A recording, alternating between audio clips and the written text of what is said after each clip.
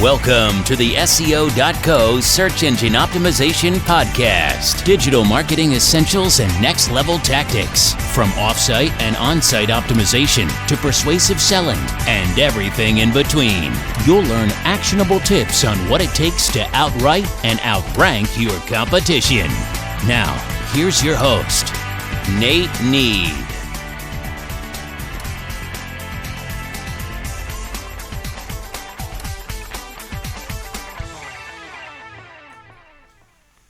Welcome again to another episode of the SEO.co Search Engine Optimization Podcast. Today we're going to be discussing Google penalties. We're going to talk about the different types of Google penalties, what types of penalties you could see on your website, why you would incur those penalties, how to build links in a penalty-free way, and how to recover from various types of penalties, so whether that's algorithmic or manual. So let's dive right in a little bit. There are a couple different types of penalties you might incur as you're doing SEO.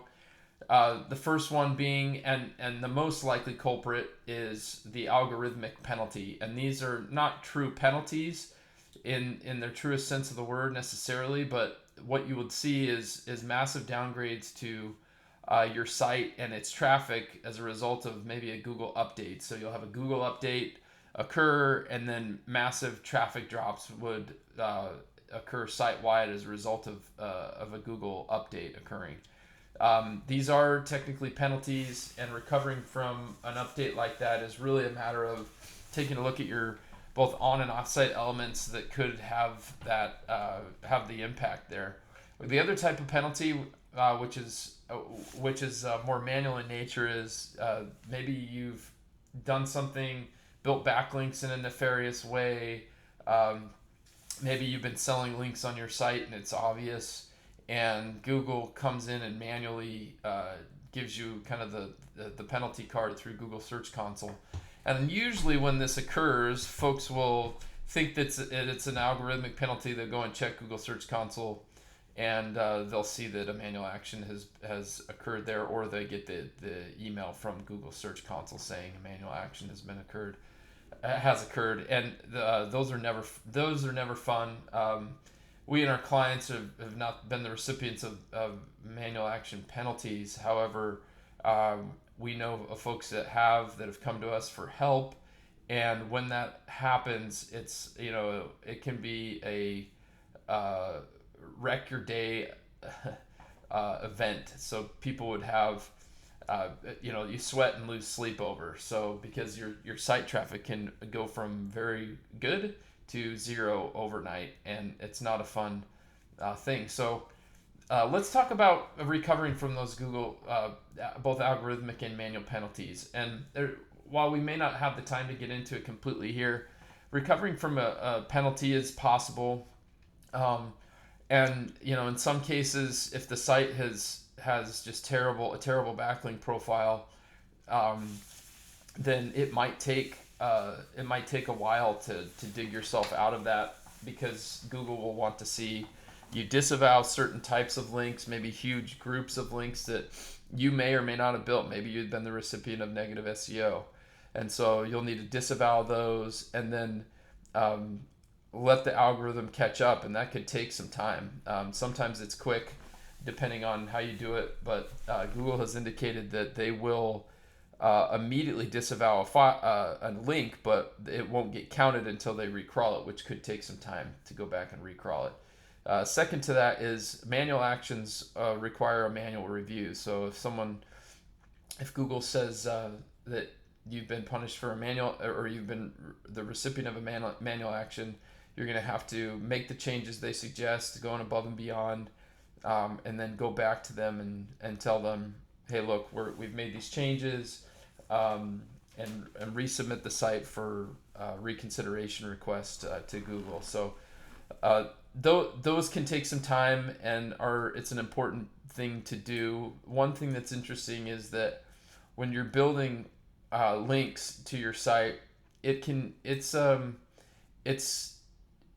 be if you're not doing it properly and doing it in a high quality way, and in some cases you're going to be guest blogging, but obviously the best type of promotion is link baiting, and the best way to build links is really doing it in a link attraction manner. So the manual outreach and through standard really high end public relations is really, those are kind of the two most natural best ways to build links, backlinks to your site, and make sure that whatever you're creating adds value to actual users. So it needs to be relevant to the topic, non-promotional, and in most cases inconspicuous. You don't want to use anchor text that makes it look obvious that it's a commercialized link.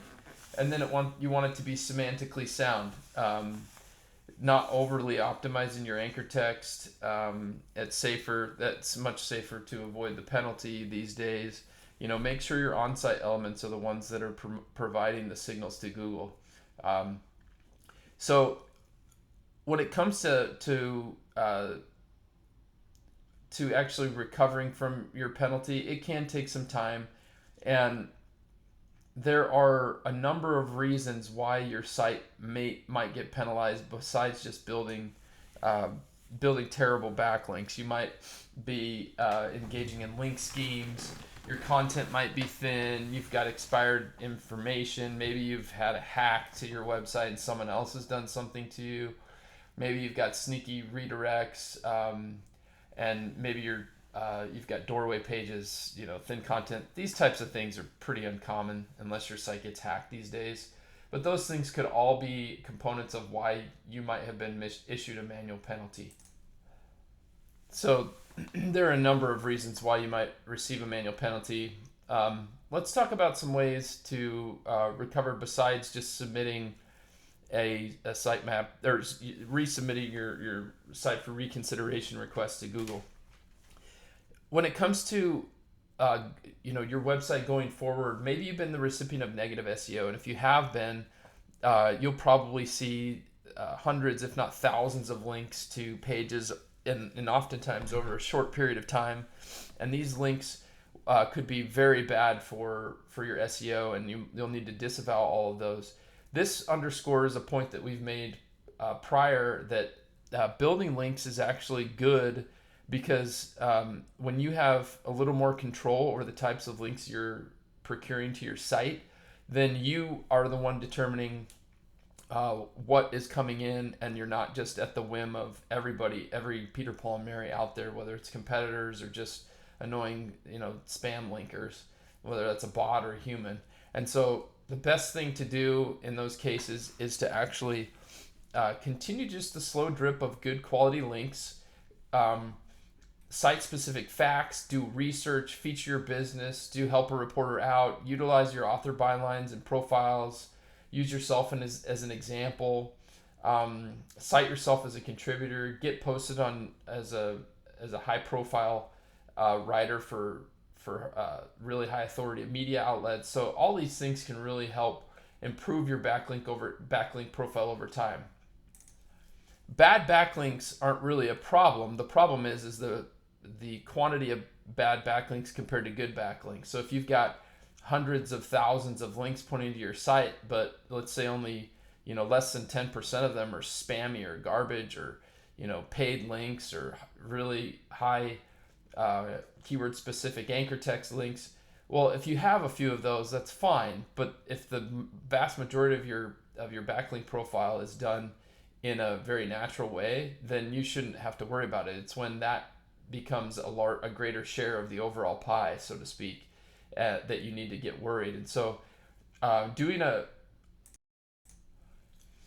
performing a regular backlink audit, maybe once a quarter, just to see how things are trending on site, is a great way to ensure that you're protecting yourself against this in the future, making sure you're looking at the risky links, disavowing those that are risky, and then moving forward with good links that are going to help your profile and really insulate you. So the more links that you're able to get that are high quality, it insulates you against nefarious tactics like these. So if you're always going out there building high quality links and then disavowing those that are garbage, it's just going to help you over time, because that's the way that a true webmaster should be managing one site. We've helped quite a few companies recover from Google penalties and through both on and off-site work, and we'd love to help out your business or work with you and your clients to help build out your link profile as well as fix the on-site elements that are needed. Feel free to reach out. We'd love to help you recover. This is Nate Mead signing off. We hope to have you on again soon. Thanks for joining us. Thank you for joining us on the SEO.co podcast. We appreciate your time. Be sure to rate, review, and subscribe to the show and visit SEO.co for more resources based on today's topic, as well as access to more podcast episodes to help you improve your site's long-term SEO success.